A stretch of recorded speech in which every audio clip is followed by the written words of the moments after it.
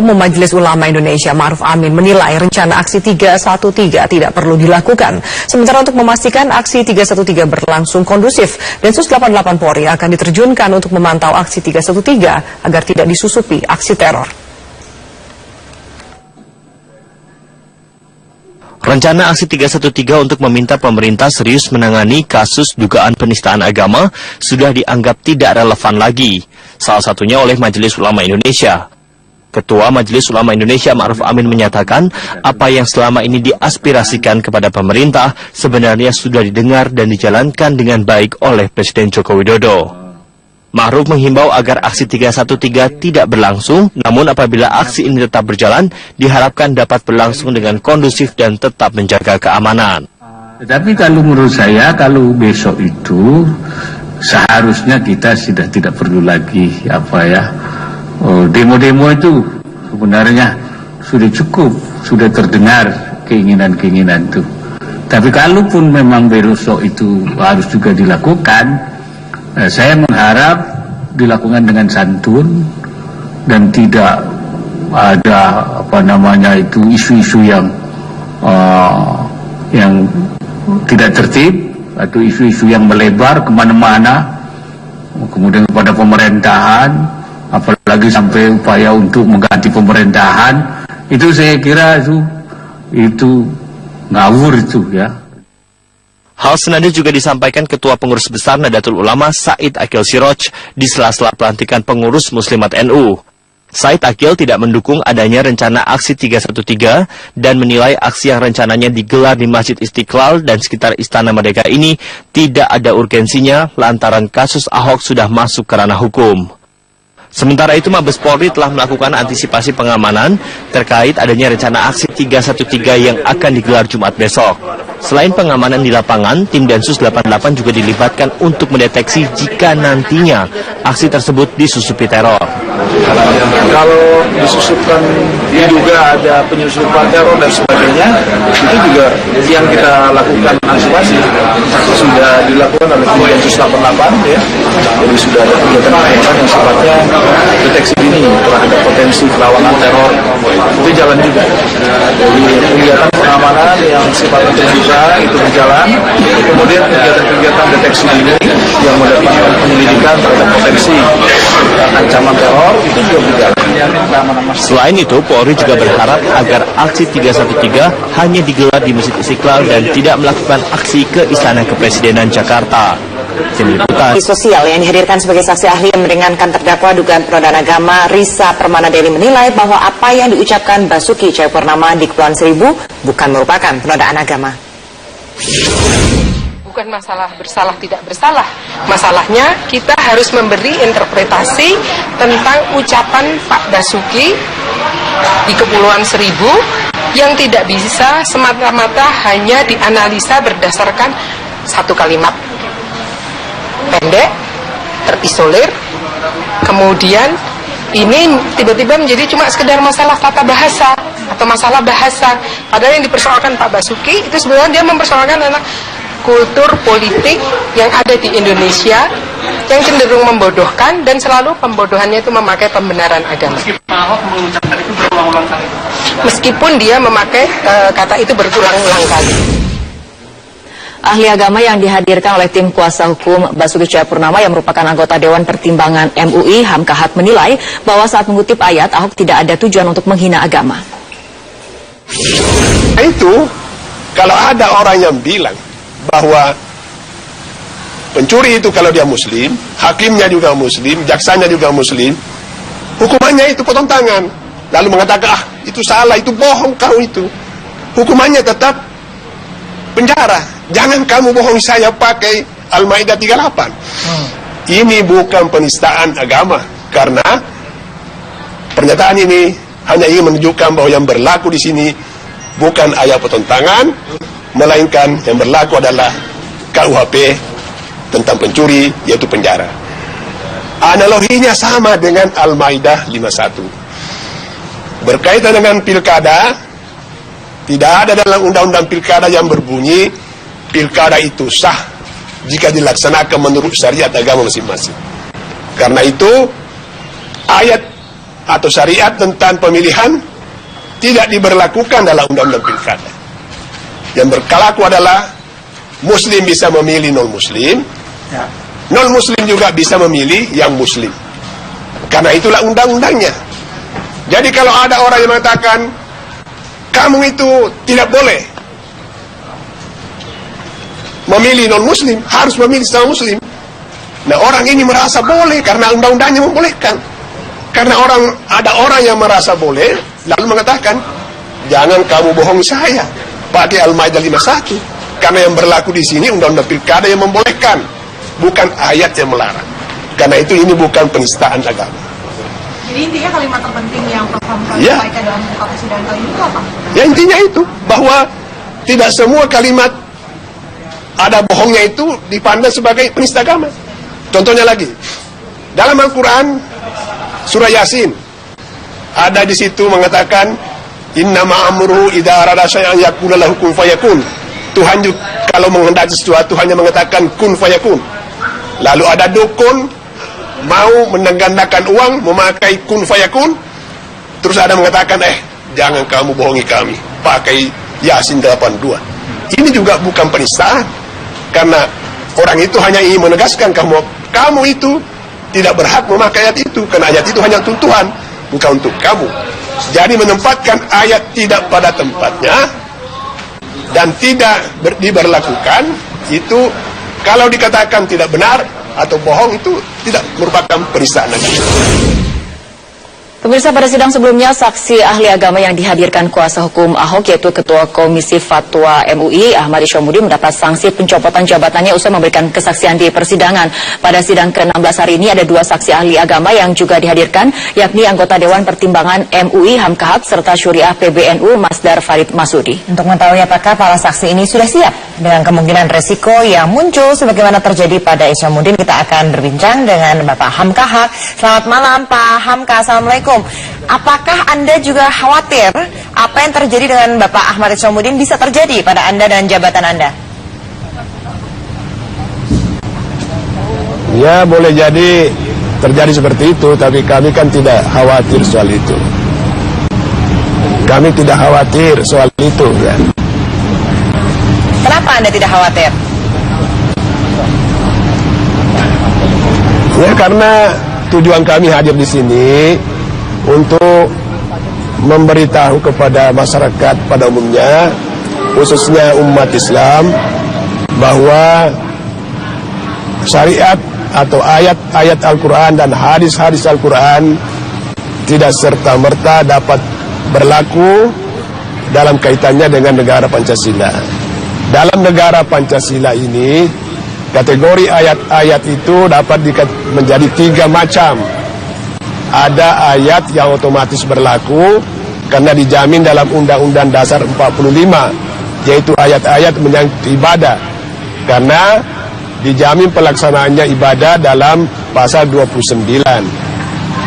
Ada juga ayat atau hadis hukum yang berlaku karena diundangkan oleh negara, yaitu ayat-ayat dan hadis-hadis tentang pernikahan. Itu berlaku karena diberlakukannya undang-undang perkawinan. Jadi seluruh ayat hadis tentang pernikahan dapat berlaku setelah berlakunya undang-undang perkawinan. Tapi ada ayat hadis nanti yang tidak bisa berlaku karena tidak pernah diundangkan oleh negara. Saya beri contoh, tadi sudah saya kemukakan dalam sidang, ayat tentang pencuri. Dalam ayat Al-Maidah 38, pencuri itu harus dipotong tangan. Tetapi di Indonesia, hukum potong tangan tidak diberlakukan. Karena yang berlaku di sini adalah hukum penjara. Karena itu, kalau ada orang yang mengintimidasi seorang pencuri, mengatakan, kamu itu nanti akan dipotong tangan, lalu pencuri mengatakan, wah tidak, kamu bohong itu. Karena hukuman kami hanya penjara. Di sini yang berlaku adalah KUHP, bukan ayat syariat potong tangan itu. Orang ini tidak dapat dikatakan menista agama. Nah, jadi umat Islam harus tahu bahwa tidak semua ayat-ayat hukum dengan serta-merta berlaku di Indonesia. Sama halnya juga dengan undang-undang pilkada. Ya. Baik, Pak Hamka. Tapi pendapat Anda ini berbeda dengan kolega-kolega Anda gitu. Apakah Anda mendapatkan kecaman dengan hadir sebagai saksi pada hari ini? Kita akan kembali berbincang dengan Bapak Hamka. Pak Hamka, Anda kemudian memiliki jabatan di MUI sebagai anggota Dewan Pertimbangan, tapi kita lihat bagaimana keterangan Anda di persidangan hari ini berbeda jauh dengan pendapat keagamaan yang telah dikeluarkan oleh MUI sendiri. Apakah kemudian sebelum Anda memberikan keterangan ataupun saat ini setelah Anda memberikan keterangan sudah ada respon dari MUI mengenai hal ini? Belum ada. Kalau kita lihat dari Pak Hamka, kalau kita lihat dari kasus Ahmad Syamsuddin yang kemudian setelah mengeluarkan keterangan ataupun menjadi saksi yang meringankan di persidangan Ahok, kemudian beberapa saat dia dicopot dari jabatannya. Apakah kemudian menurut Anda hal itu akan terjadi, hal yang sama terjadi pada Anda? Boleh jadi terjadi, tetapi itulah bagian dari upaya kita menjelaskan kepada umat agar umat memahami posisinya sebagai umat beragama dalam negara Republik Indonesia berdasarkan Pancasila. Negara ini adalah negara hukum yang tentu ada aturan-aturannya yang berlaku. Saya katakan tadi, dalam negara hukum Pancasila tidak serta-merta semua ayat dapat berlaku dengan sendirinya. Seperti tadi, ayat pencuri tidak berlaku, dan ayat Al-Maidah 51 tentang pemilihan juga tidak diberlakukan, karena yang berlaku di sini adalah undang-undang pilkada. Baik. Ya, Pak Hamka, Anda mendapatkan kecaman atau tidak, Pak, dengan menjadi saksi hari ini? Boleh jadi menjadi kecaman, tapi itu kan bagian dari dinamika kehidupan dalam menyampaikan sesuatu yang kita anggap benar untuk bangsa Indonesia. Pak Hamka sendiri tuh kenal tidak secara personal dengan Basuki Cahayapurnama? Tentulah kenal, karena beliau gubernur, tentu semua orang di Jakarta mengenal beliau. Tapi hubungan saya dengan beliau ya tidak akrab-akrab lah. Karena jarang sekali ketemunya, ya kan? Sejak beliau menjadi gubernur, tahun berapa ya? Sejak menjadi wakil gubernur tahun 2012, kemudian menjadi gubernur tahun 2014, menjadi gubernur tahun 2014, baru barangkali 2 bulan yang lalu baru ketemu lagi, ya. Tidak akrab-akrab seperti itu. Oke. Ya, HP saya juga beliau barangkali tidak punya. Ya, Pak Hamka, mungkin tidak kenal dekat dengan Basuki Cahayapurnama, tapi kalau dari pandangan Anda sendiri, artinya apakah memang ada unsur penistaan agama atau tidak? Ya, tidak ada lah. Saya analogikan tadi. Analoginya seperti tadi itu, bahwa ya saya analogikan dengan Al-Maidah 38.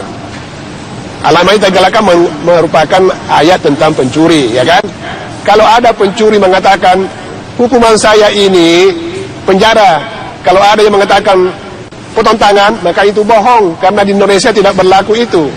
Nah, kalau ada orang mengatakan bahwa di Indonesia Muslim boleh memilih non-Muslim, lalu ada yang mengatakan tidak boleh, maka orang ini mengatakan itu bohong, karena yang berlaku di sini undang-undang pilkada yang membolehkan Muslim memilih non-Muslim. Sebaliknya juga non-Muslim boleh memilih Muslim.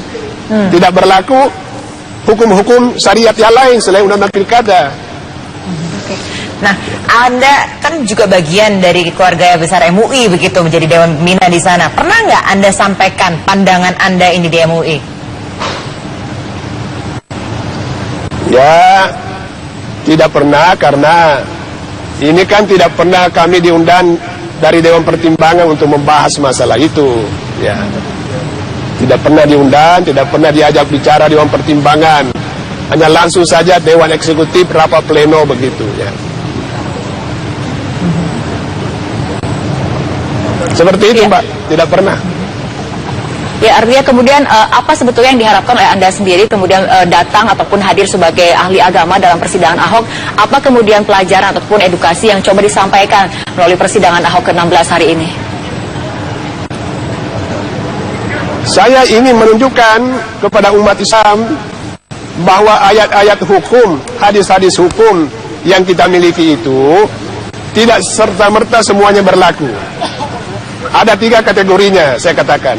Ada ayat yang bisa berlaku secara otomatis, yaitu ayat-ayat mengenai ibadah karena dijamin dalam pasal 29 Undang-Undang 45. Ada ayat yang berlaku karena diundangkan, seperti Undang-Undang Perkawinan, Undang-Undang Zakat, Undang-Undang Haji, dan seluruh ketentuan dalam kompilasi hukum Islam. Selain itu, ayat-ayat yang lain tidak diberlakukan karena tidak diundangkan, seperti ayat pencurian, potong tangan tidak diberlakukan, ayat pemilihan tadi tidak diberlakukan. Jadi untuk itu jangan asal ada kata bohong lalu kita mengatakan itu penista agama.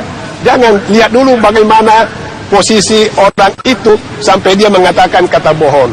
Misalnya tadi pencuri itu mengatakan kamu bohong kalau potong tangan hukuman saya karena hukuman saya penjara, itu tidak menista agama gitu. Baik, tidak menista agama. Pak, mungkin singkat saja, Pak Hamka, ini di tengah banyak sekali persepsi orang saat ini yang berbeda-pendapat atas karena adanya pilkada, begitu terkait dengan penodaan agama ini. Apa yang Bapak ingin sampaikan untuk supaya lebih tenang, begitu lebih kondusif suasananya di masyarakat? Ya, saya ingin menyampaikan bahwa mari kita memahami negara kita sebagai negara hukum berdasarkan Pancasila Undang-Undang 45, dan bagaimana kita ini menjalankan agama untuk memperkuat kebangsaan, bukan menjalankan agama untuk saling menimbulkan rivalitas antara agama dengan agama lain, rivalitas antara agama dengan pemerintah. Sama halnya dengan Majelis Ulama Indonesia, itu sebenarnya dibentuk oleh pemerintah tahun 1975 untuk melancarkan pembangunan dan pemerintahan, menjadi mitra pemerintah, bukan menjadi rivalitas pemerintah, apalagi menentang pemerintah. Jadi bagian dari itu kita harus berkontribusi. Baik, terima kasih banyak Bapak Hamka atas waktunya bersama kami. Ya, pemirsa, kita beralih ke informasi berikutnya. Pekan lalu sebanyak 3 ahli hadir dalam sidang ke-15 kasus dugaan penodaan agama di Gedung Kementerian Pertanian